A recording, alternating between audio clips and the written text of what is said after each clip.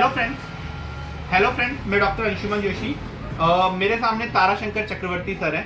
तो शंकर सर की जब मैंने नाड़ी देखी थी, ताराशंकर सर, तो जब मैंने ताराशंकर सर की नाड़ी देखी थी तो मैंने नाड़ी देख के बताया था कि सर का ब्लड प्रेशर जो है वो बढ़ा हुआ रहता है। सर यही बोला था मैंने, और आपका ब्लड प्रेशर बढ़ा हुआ भी रहता है, कभी कभी बढ़ा हुआ रहता है। दूसरी चीज मैंने बताया सर का जो नर्वस वाला पार्ट है वो थोड़ा डिस्टर्ब रहता है, जिसमें से सर को सर में भारीपन होता है। सर ने बोला कि इसके साथ में आप सर की याददाश्त भी थोड़ी सी कमजोर हो गई। सर यही वाली चीज हुई।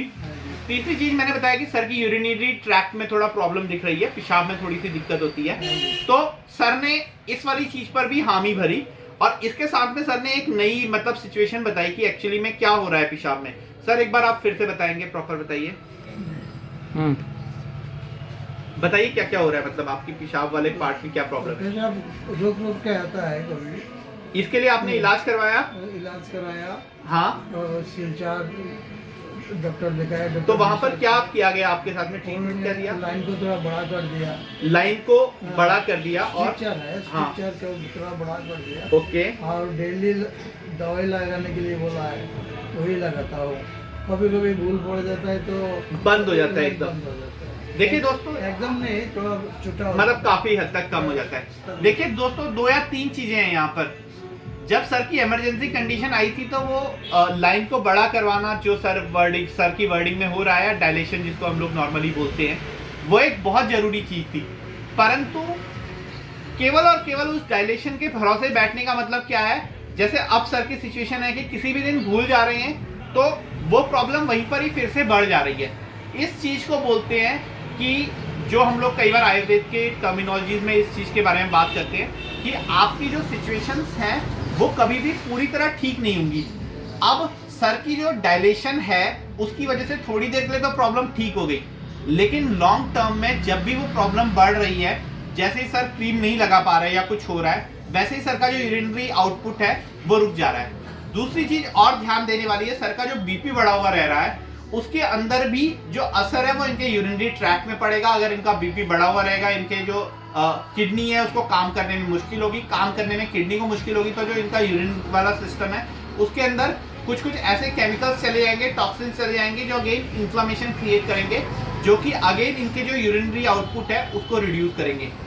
दोस्तों, अगर आपको लॉन्ग टर्म में ठीक रहना है तो मेरे ख्याल से आयुर्वेद ही एक ऑप्शन है। हाँ, आप छोटे मोटे इमरजेंसी प्रोसीजर या किसी और चीज के लिए, छोटे मोटे नहीं, इमरजेंसी प्रोसीजर भी बहुत बड़े होते हैं, क्योंकि अगर एक वक्त में हम लोग इमरजेंसी प्रोसीजर नहीं करेंगे तो हमारी जान पर भी बच सकती है। लेकिन लॉन्ग टर्म में आपको कोई ना कोई आयुर्वेदिक डॉक्टर ढूंढकर अपनी जो समस्या, जिसका आपको अभी सॉल्यूशन मिल भी गया है, उसके बारे में भी एक बार किसी डॉक्टर से जाके बात जरूर कर लेनी चाहिए। किसी आयुर्वेदिक डॉक्टर से बेटर रहेगा कि वो नाड़ी परीक्षक रहे, जैसे मैंने सर को अभी सर की सिचुएशन सर के बिना बोले ही बता दी। ऐसे में अगर सर को ऐसा कुछ महसूस होता कि शायद ऐसी कोई चीज है जो सर को प्रॉब्लम नहीं दे रही है, फिर भी मुझे अगर नाड़ी में दिखाई देती कि वो वाली प्रॉब्लम है, तो मैं वो सर को बताता, सर से डिस्कस करता और उस चीज का इलाज करता।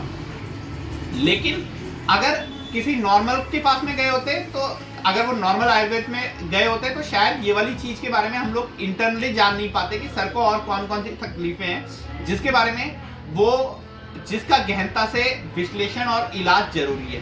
तो मेरा आपको ये सजेशन रहेगा कि अगर आपको इमरजेंसी में कभी किसी एलोपैथिक डॉक्टर के पास में जाना भी पड़ता है, उसके बाद में अपने रिव्यू के लिए एक आयुर्वेदिक डॉक्टर के पास में चले जाइए, ताकि आपकी सिचुएशन आज ठीक है, परंतु आगे आने वाले टाइम में इतनी ना बिगड़े कि आपको आज से आप बहुत बेकार कंडीशन में पहुंच जाए और आपका living standard, quality of life disturb हो। तो इसलिए दोस्तों, मेरे हिसाब से मैं अपना पॉइंट वैलिडेट कर चुका हूँ। हमें एलोपैथी को हम लोग फॉलो कर रहे हैं या नहीं, हमें एक आयुर्वेद का जो प्रिंसिपल है, आयुर्वेद के जो सिद्धांत है, उन्हें अपने जीवन में पक्का उतारना चाहिए। किसी वैद्य से मिलिए, पॉसिबल है तो किसी बढ़िया वैद्य से मिलिए, अगर हो सकता है तो किसी नाड़ी वैद्य से भी आप मिल सकते हैं। तो उसके बाद में आपकी जो भी प्रॉब्लम है, जिसका आपको लग रहा है कि आपने इलाज करवा लिया है या आपको लग रहा है कि आपने इलाज नहीं करवाया, उसके बारे में उससे डिस्कस कीजिए। इन्हीं सारे विचारों के साथ मैं अंशुमन जोशी आपसे विदा लेता हूं। आप सबका स्वास्थ्य भगवान धन्वंतरी जी निरंतर वृद्धि करें। इसी के साथ जय धन्वंतरी, जय आयुर्वेद।